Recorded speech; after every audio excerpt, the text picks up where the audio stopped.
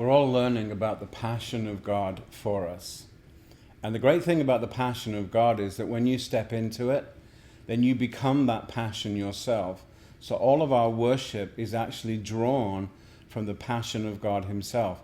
So if God's looking for worshipers, what he does, he supplies the passion that enables you to rejoice, to give thanks, to come into a state of praise and worship with him. Because he wants intimacy in his relationship with you and in your relationship with him. So whatever God wants from you, he intends to give you first. So intimacy actually comes to us from God, who pursues us, who seeks us, who moves into our life, who's always thinking about us and moving towards us. And when that passion, that intimacy takes hold of us, then we actually return to God the very thing he gave us in the first place. That's why the important thing in worship is that you feel the presence and the passion of God for you and you respond to it. So we need an intimate life with God because we're going to come up against situations and circumstances that are going to be hostile to us. They're going to be adversarial. They're going to be oppositional. Whether that is direct, full-on contact from the enemy himself, or through evil people or wicked people, or just from people who are adversarial to us, don't like us, don't want to connect with us, but do want to get in our face about things. And in those situations, God intends that your intimacy with him should actually be intimidating towards the enemy. Intimidating in the sense that intimacy brings you into a place of being God conscious. So if you're God conscious, there's no possibility of you being anxious, fearful, or worried. So you're going to be at peace and you're going to be at rest. Intimacy causes rest and peace. It also enables and empowers joy to rise up within us, so that joy of the Lord is our strength. It also causes love to flow from us, so that we even learn to love those who are in opposition to us. So intimacy and intimidation is a wonderful paradox. And David experienced that paradox himself personally in his battle with Goliath. Just prior to that moment, David had received a prophecy from Samuel that he was going to be king one day in Israel. So he's thinking about that, because that's a brilliant word to receive. It's going to change all your thinking about yourself. It's going to make you think about the future differently. So the next thing that happens is David has to go and deliver food to his brothers who are fighting the Philistines. So he gets to the place where the battle is. There's nothing going on. And so he's wanting to find where his brothers are. And suddenly he hears this great shout, turns around and sees the biggest guy he's ever seen in his life, called Goliath, come out and challenge the army of Israel to fight him. Give me a champion that we may fight, and whoever wins the battle and wins the country.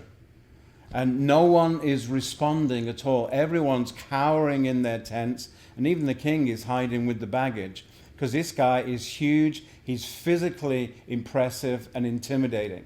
And David gets indignant because he's thinking, I've just got this prophetic word from Samuel. I may not have a kingdom to inherit unless somebody steps up, but nobody is stepping up.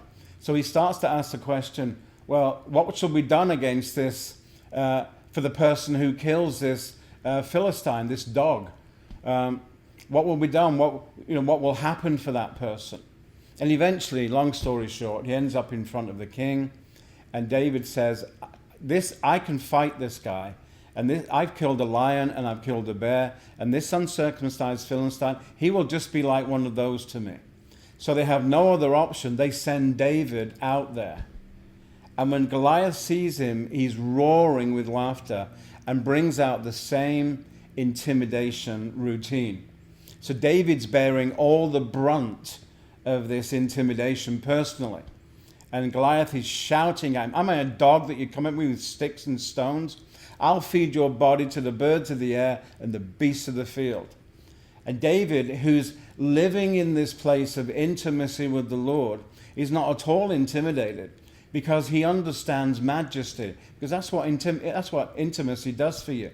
It brings you into a direct connection with sovereignty, with supremacy, and the majesty of God, the lordship, the kingship of who God really is in his fullest sense.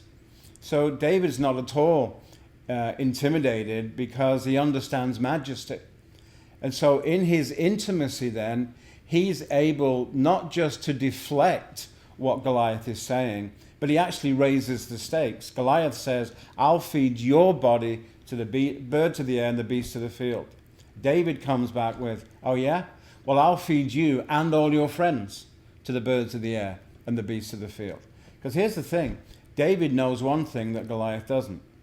David has a prophecy from the foremost prophet of his generation, who said to him that you will be king one day in Israel. Well, I'm not king today, so that means I can't die, so it sucks to be you. That's the brilliant thing about intimacy. It gives you a life beyond the circumstances. It empowers you to look at the circumstances through the lens of the majesty and the sovereignty of who God is for you. Prophecy puts you in touch with all your personal promises. Intimacy puts you in touch with the favor of God that comes with it. So you know when you're tracking with intimacy, intimacy sees the promise, it understands the favor, it sees the majesty that can realize all of those things, and intimacy focuses on all that God is and all that God has spoken for you now comes together against those situations. And so what happens in you is this confidence rises up in you, and you tackle the situation from a place of intimacy. Rejoicing, thanksgiving, praise, and worship, they all bring us into a collective place of intimacy that allows us to be God conscious, allows us to have a perspective, an energy, a faith, and a confidence to run towards the situations that are against us, because we know ultimately who is totally 100% for us. Intimacy does that. Intimacy with God is the most intimidating thing about you where the enemy is concerned. And that's an amazing thought.